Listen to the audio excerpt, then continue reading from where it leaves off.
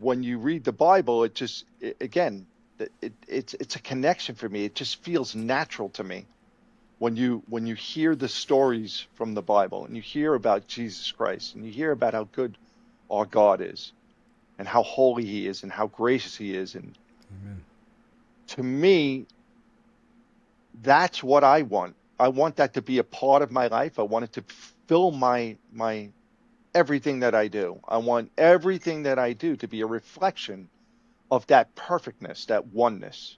Yeah. And so that's what drives me into sitting here with you. I mean, Yep. I could be sitting down on TV watching Yeah. Netflix. Yeah. You know what I mean? I would much rather do this and engage in a conversation like this and just keep me focused in my present mind, in my conscious awareness of this, so that, when I'm rolling on autopilot in my subconscious mind, I'm rolling with the right, like we've said a million times, our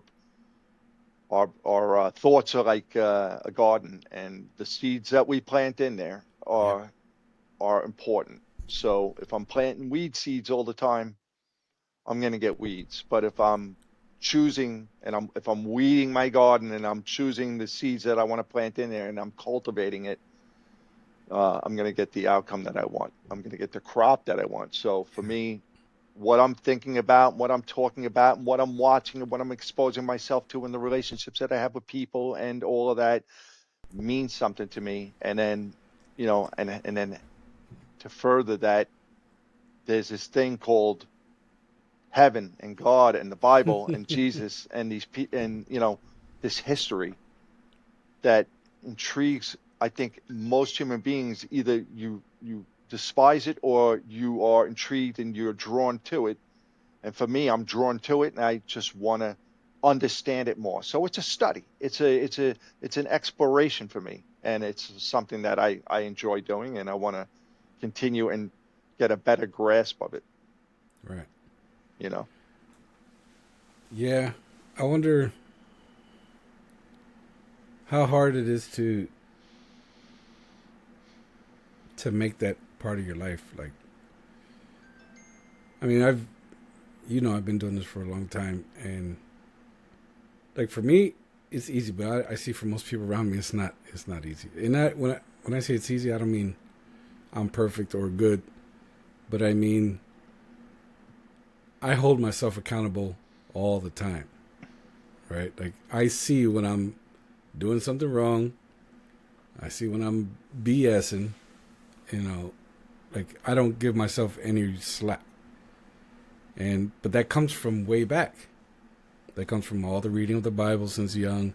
That comes from the science of mind and all the other philosophies and studies of religions.